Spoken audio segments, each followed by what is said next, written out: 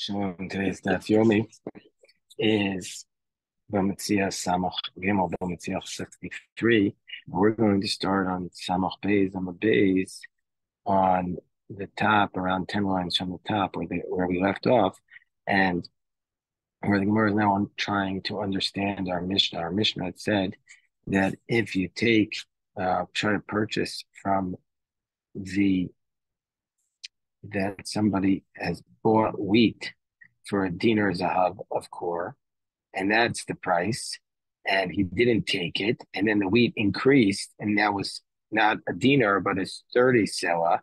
And so then the person who bought it says to the seller, give me some wheat, I want to sell it. He says, I owe you the wheat. It's for 30 silver. In its place, you can have a claim against me for wine, but he has no wine. So then under those circumstances, we're going to say it's ribis and it's prohibited. So then we're asked, why do we care if he has no wine? Tanya, don't we learn in a brisa? In poskin al peros. Poskin is where you make a future contract. You say, I'm going to buy this wheat at now, and you're going to keep it, and I'm going to get it at the future price. Meaning, say I'm paying for it now, and I'm getting it in the future. And you can't do that because it looks like interest until there's a fixed market price. But if there's a fixed market price, post then you can do it because even though if that guy doesn't have it, somebody else has it. So why does it matter if he has the wine? So says Rabba Masnisim the Bella Chuv B'Dmeyan Askinan. So Rabba says, no, our Mishnah is talking about a case. Our Mishnah is talking about a case where he didn't give him the money for the wheat that he owes him. He just says, I'm taking the money that you owe me and I'm transferring it on to I'm taking the money. He said, I'm not giving you the money for the wheat because you owe me that money. And so that's how I want to collect the wheat that you owe me. So that's what we're talking about. Rashi says, he didn't give him actually the money for it, which he wants to now go and take for the wine. But rather what he's doing is he's taking the value of the wheat as a debt and he's saying transfer onto the wine. And that's what he's saying. So, and that's a problem because that looks like ribis because he's not actually giving him any money. So look at Tanya, like we learned in the Brisa, all right, somebody make claim against his friend for 100. And then what does he do? He stands on his threshing floor. Give me my money because I want to get wheat for them. He says, I have wheat, and I'm going to give you. Give me that. I'm going to give you that wheat for the value of now, what it's selling in the marketplace. And I'm going to pay it back to you over these next 12 months. Dummy. So that's not like he's actually getting paid for it. And so therefore, we're going to say under those circumstances, it's not going to be permitted. So we're in the middle of Samach Beis and Beis, around halfway down, and Abaye is trying to explain our Mishnah on Samach Beis and Beis. So Amrei Abaye, if you're going to say that case is not like where he's getting paid, either low kisur bal yado, then why do we care? My area, why do we care that he doesn't have the wine? It's no good. I feel yeshlo, even if he would have the wine, since we're saying if he's not getting the cash at that time, it's not allowed. It should also not be permitted. I feel yeshlo nami. So therefore, Abaye gives a different approach to how does he explain what the case of our Mishnah is? Amal Abaye masnisin the Tani Rav Safra the ribis to be Rebbe. That our Mishnah is like Rav Safra explained in it about the prices that are called the ribis to be Rebbe. The Tani Rav Safra the ribis to be Rebbe. That this is what our Mishnah is referring to. Yesh Dvarim he taught Sheim Utarma certainly Haramas. There are some things that are technically permitted, but we're going to prohibit them because it looks like it's a workaround around the interest. Kate said, but what's the case? Amrlo Haveni Mana. He says, let me borrow $100. Amrlo Mana Ainly. He said the person says who wants to lend him money, he says, I don't have any wheat. I'll give you $100 worth of wheat. And he knows He says, I'm going to give you, the lender says, I'm going to give you $100 worth of wheat. No say not some money, gave them $100 worth of wheat. And now, after he gave the borrower $100 worth of wheat, then he goes back and buys it back for 24 sell, which is, let's say, $96 worth of wheat. That's permitted. So in essence, there he's getting the wheat, buying back the wheat at a cheaper price. So it looks like he's giving him interest. So even though that's permitted, because technically that person could have sold that wheat to somebody else, it's prohibited because it looks like it's a workaround around interest.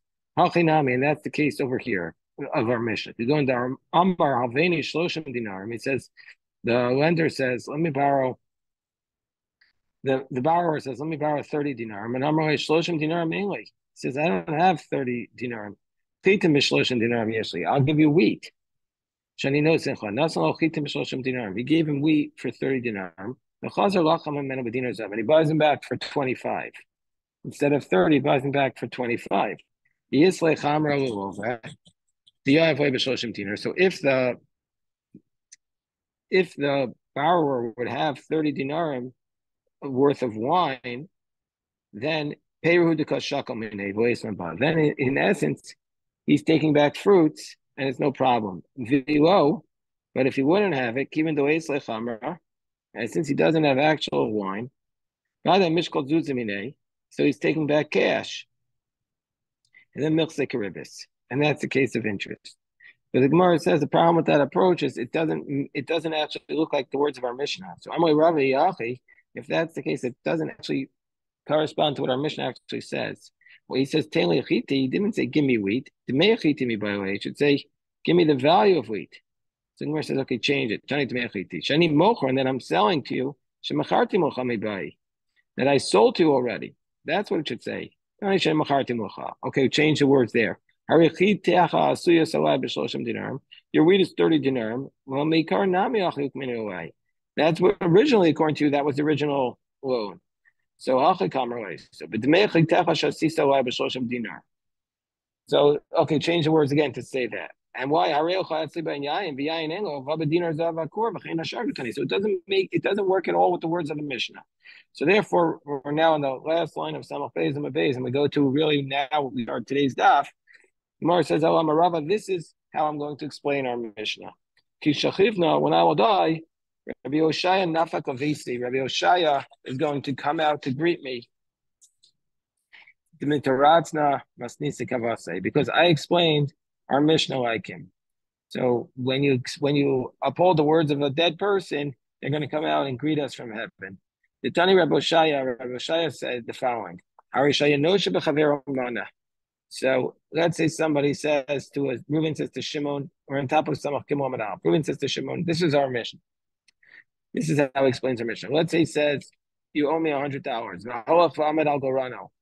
And then Reuben says to Shimon, you owe me $100. Reuben goes and stands on Shimon's threshing floor. And he says, Teli Ma'usai, give me my $100. Shani I want to buy wheat. So Shimon says, I already have wheat. Shani knows I already have wheat that I'm giving to you. I'm going to give you this wheat. Go out and I'm going to give it to you for the market price. I'll give it to you sometime over the next year. Now came time to sell the wheat. And Reuben says to Shimon, give me my wheat. I want to sell it. I want to buy wine with it. So Shimon says, I just so happens to be, I have wine. Then I'm going to give you this wine. Go and I'll give you the wine instead of the wheat for the price of what it is now. And now it came time to sell the wine. Okay, give me my wine. I want to buy oil. He says, I have oil. So basically, in all these cases, he's doing what's called a forward sale. He says, I'm going to give you this commodity for the price it is now, and you're going to get it in the future. When is this forward sale permitted? If he actually has the product that he's in his possession, because then it's like basically he's selling it to him now, not that he's going to track it down in the future. So if he actually has it, it's permitted. But if he doesn't have it, it's prohibited because then it looks like interest. if the price goes up. So what does it mean with my wakach? So why does it say in our Mishnah that? Why does it say in our Mishnah that he bought the wheat? He never actually took it. So it means lokach bavaso. He took it in exchange for the debt that he owed him. So that's how you have to explain it. So that's the explanation of our Mishnah. So that it would be permitted to do this type of payment of the loan if he already has the wheat in his possession. But it would be prohibited because if he doesn't have in his possession, then it's prohibited because it looks like interest. So Amar Rava, so Rava says, Shema Mina Rabbi Shaya, from the teaching of Rabbi Shaya, we learn three things. Tlas. Shema Mina Demamidim Malva Agabe Peiros. So the first thing is that he takes his debt, he says, you owe me $100, and the person turns it into fruits. And we don't say that there's anything wrong with that. That's okay. And we don't say that it's not like a case where he's not getting money and it's being done in the future. We don't say that it's prohibited, which is the law amrina. We don't say that it's not like a case where he's not being paid for right away. And shmamina, the second thing we learn is the yeshel, that when is this permitted? Where he actually has it. He actually has in his possession already. He has the commodity that he's transferring it to. And shmamina, and the third thing we learn is isol the Rabbi Yanai. We learn the position of Rabbi Yanai. What does Rabbi Yanai say? Dem Rabbi Yanai mali hein mali dmein. Rabbi Yanai says that you don't actually have to give the actual product, but you could substitute their value. And look at Rashi. Rashi says ushmamina, from the fact that it says that it came time to sell the wheat. You could turn the value of the wheat you could take the wheat and turn it into a value, into a commodity, into money, into the current price. And even if it goes up later, you're giving him this wheat. And also what you could do is you could transfer it into wine, which right now is selling at a cheaper price.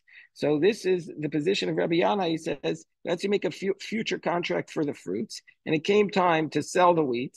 And so now the value of the wheat has gone up. And he says, okay, give me my wheat. And he says, listen, I don't have your wheat now. He says, I'll give you the value of what it is now. And so basically, let's say the person gives him $100, and at the time he says, let me collect my $100 worth of wheat. He says, I don't have your $100, I'll give you the wheat. Now, and I'll give it to you in 6 months. And now in 6 months, the wheat has become $150. You could say, okay, give me my wheat now. It's worth much more. But he says, I don't have your wheat, but I'm going to transfer it onto wine. And the wine is right now worth $150. In 2 months, the wine will be worth $200. So that's okay. That's what Rabbi Yanai says, because what does it matter if I give you them or if I give you their value? And we don't have to be concerned that that's interest. Rav says you can't do that. Rav says you could do a future contract for the fruits themselves, but you can't transfer it to a value. But you can't transfer it onto a value. You can't transfer their value. Rabbi Yanai says Mali and Mali Dmein. Rabbi Yanai says you can. So the Gemara challenges Rav Meisvei Kulam Yeshel Mutar, that if you have it in your possession, it's permitted. So that means you can't do this future trading of their value. Because in our brisa above, he transferred the wheat to the wine and the wine to the oil. So that was the brisa of Rabbi Oshaya. So Amar Afuna Amarav Bisham Mashach. Now that's talking about a case where you actually took possession of the commodity before you transferred it. You owned it. Well, it's obvious. Well, you actually own the wheat before you transferred it into wine or oil. So what's the chiddush? So you didn't actually take possession, but you put it into a corner. So it's like you took possession. Shmuel says no. Shmuel says that price is not Rav. That price is not a problem for Rav because some money Rabbi Yehuda. That price follows the position of Rabbi Yehuda. The price that says you could transfer the wheat to the wine, to the wine to the wine to the oil. That's the position of Rabbi Yehuda, who says tzad hachad b'rebis is mutter. That if you have a possible, Rabbi Yehuda says that if you have a transaction which sometimes can turn into ribis, but it won't necessarily turn into ribis, into interest, that's actually permitted. Meaning to say, like this case, let's say the price of the product doesn't go up in value, then it's not going to be an interest. so therefore, Rabbi Yehuda would say, since it's not a for sure thing that's going to be interest, it'll be permitted, and that's what we learned in the Brisa. Right? No shebechaver mana. Let's say somebody says to his friend, "You owe me $100."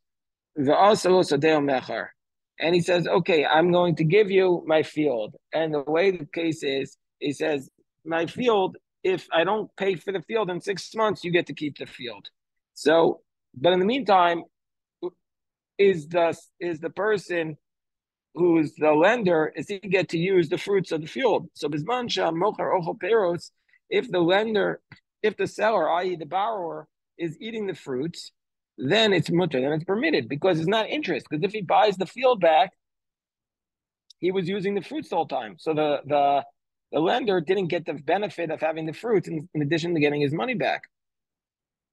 So then it's mutter. But if the lokeach is ochel peros, but if the purchaser, i.e. the lender, is consuming the fruits, then it's prohibited, because in effect he's getting his money back plus the fruits. Whereas Rabbi Yehuda says, Rabbi Yehuda says, even if the purchaser is using the fruits, it's permitted, because it's not a sure thing that the borrower is going to buy his field back. So it's not a sure thing that it'll become interest. So therefore it's permitted.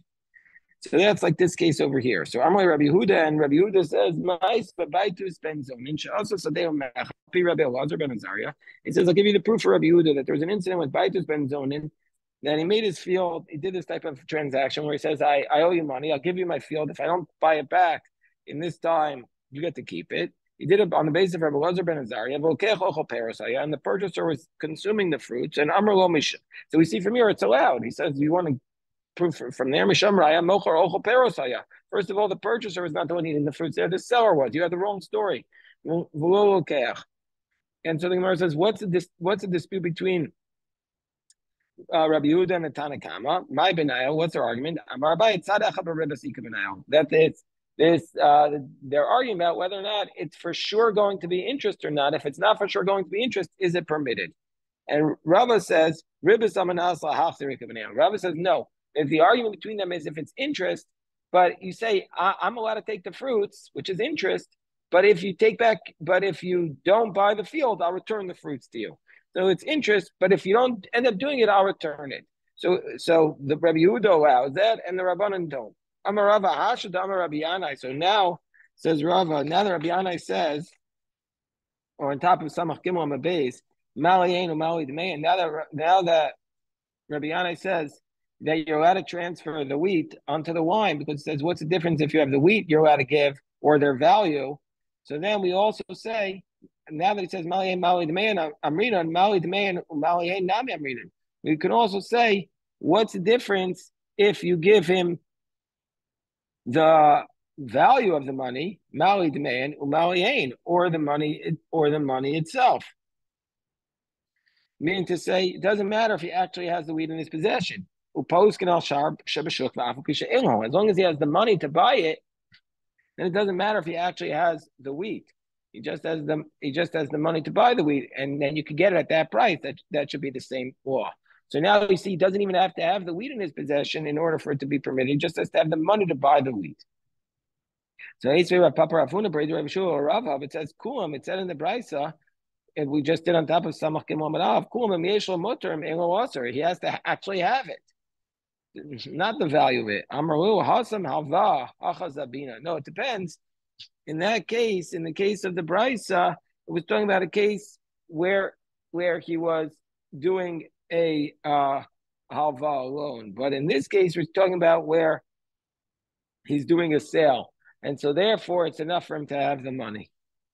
So if you're doing a sale, it's going to not be a problem of ribbis, but if you're doing a loan, then we have the problem of ribbis. So Rav Papa Ravuna Breda Rav Yoshua. So excuse me, Rav Papa Ravuna Breda Rav Yoshua. Hold on, I got the sun in my eye. Rabba Rav Yosef Tamar Travayo. My time Amar Rabbanan Poskin Al Shabashut Va'Alf Pisha Emo. What's the reason why they said that you can make a future contract even though he doesn't have the actual product, like we just said? Because the Amarlei Shakila Tivusech Veshaja Al Chizri, because he says the person who's lending the money, and then he wants to make this agreement to buy the wheat, he says, "You're not." He says to the borrower, "You're not actually doing me any favor. Take your favor and throw it into the thorn bush." Meaning to say, "Oh, what are you telling me? You're going to buy the wheat. You're going to give me the wheat at the value that it is now, even though you don't actually have it. That's not interest." Because Maya, honestly, what are you benefiting me? Yeah, obviously, if I didn't lend you this money, Nini, Bini Bashili, Bizula. I could go myself to the marketplace in Hini and Chile is where they have these marketplace, and I could buy it. So you're not actually doing me any favors. I could buy the wheat right now for that price. So you've done nothing for me.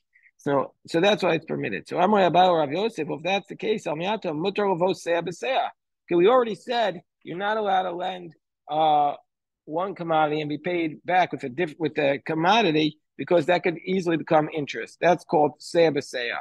So, well, why? According to this, it should be permitted. So he could just say, why isn't that permitted? It should be allowed to do a seah b'seah damer way because he could say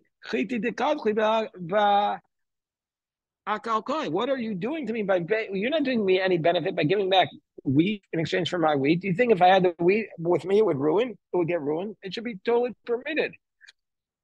So Gemara says, no, it depends what it looks like. If you're giving him the wheat and you're getting back the wheat, that looks like a hasam hava.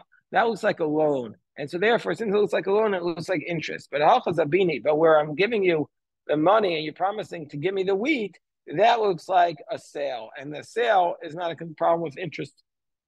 Only a loan is a problem with interest. So I'm like, okay, fine. If it's a sale, then you have to pay the agent who got you the property. Meaning say the agent who found you the agent who found you the deal, the broker, the investment banker. You pay that guy. There should be an additional fee. So by not paying that fee, that's in fact interest. The Gemara says, no, I'm going to call you. Okay, you're allowed to give him that extra money. Okay, Ravashi says no. Zuzi the inchi inu avdile. No, you don't. Actually, the whole concept of paying a broker is all useless. Your money would find the broker in the end, and your money would find the purchaser in the end. You don't really need. You don't really need a broker. You don't need the investment bankers to introduce you to the other guy. You all would have met on your own anyway. So Rabbi Rav Yosef Tamri Travayu. So Rabbi Rav Yosef taught, I'm on the Yav Zuzi Atara Harifa.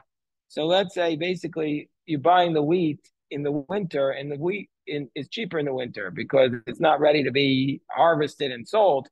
So if you pay it in the winter, so basically we're just talking about now these what we call potskin al-ashar, these future contracts. So somebody wants to pay for the price in the winter of the wheat. You have to go and inspect it on the floor. Otherwise, we won't say that you acquired it. So the Gemara says, Lamai, why does he have to go there and inspect it? What is it? What purpose does it have? Ila mikna alokani. If to say it's acquired, he didn't actually acquire it. But just by showing up, you don't actually do a kinyan. And ila kapuele mishapar. If it's to say, like we learned in the previous chapter, that if you say you're going to buy something, you don't do it, you get a curse of what's called mishapara. So if that's to say, so that is to say it's like a handshake. It's not a formal kinyan, it's like a handshake. Well, if that's the case, well, even if you don't show up, what have you? You still get that curse. So Gemara says, no, you need to show up in order to be like this level of this curse for somebody who backs out on like an oral agreement. If you don't show up to the threshing floor for this future purchase, future contract, then you don't get this curse. Why? Because it used to be the case that if somebody gave money for a future contract, he would give out money to 2 or 3 people without necessarily committing. Because I guess they would do a lot and then say, I'll give you the money in advance to lock it in with you, but I'll show it, but then I have to show up to confirm it. Then if he actually showed up, that showed he really wanted to do the deal. But if he didn't show up, Amarle, the purchaser can say, I thought you found, the seller could say, I didn't think you were serious. I thought you were just sending it to me in advance, but then you found someplace else to buy it. And Amar Ravashi has to the Amos Mishum the Mismachtaiti. Now that we said that he just has to show up in order to show he was serious, I feel Ashke Beshuke Va'amarle Samchadaiti. Even if they just found each other in the marketplace and he said it to him, that would be sufficient.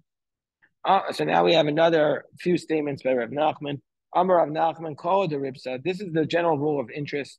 Kol Agar Natarle Aser. That any agar's reward or benefit, natarle, that you get for just holding my money for me, that I'm waiting for my money, that's prohibited. That's interest. That letting my money do the work for me, that's interest. Somebody wants to give money to buy wax, because we dalad. And at that time, the wax go for 4 zuz. Hey. And then the guy says, I'll give you my money, and you give me the wax for 5, which is interest.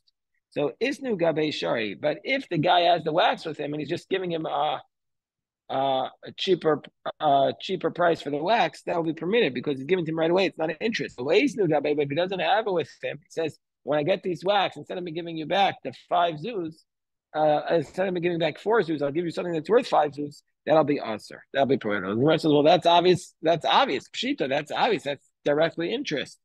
No, Gemara says, well, truth, no, what we're talking about a case is the Islay Ashrai B'masa, that the person who's giving him the wax, he has other people in the town who are going to give it to him, but he doesn't actually have in his possession. So he might have said, since he has wholesalers who give him the wax, it's then it's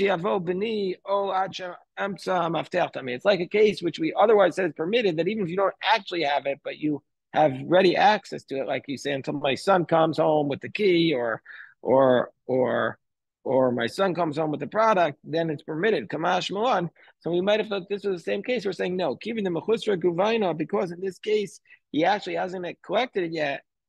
Commando is no dummy. So therefore, it's like he doesn't have it. Okay, that's today's daf, and God willing, I hope to be back tonight in time to do it in person at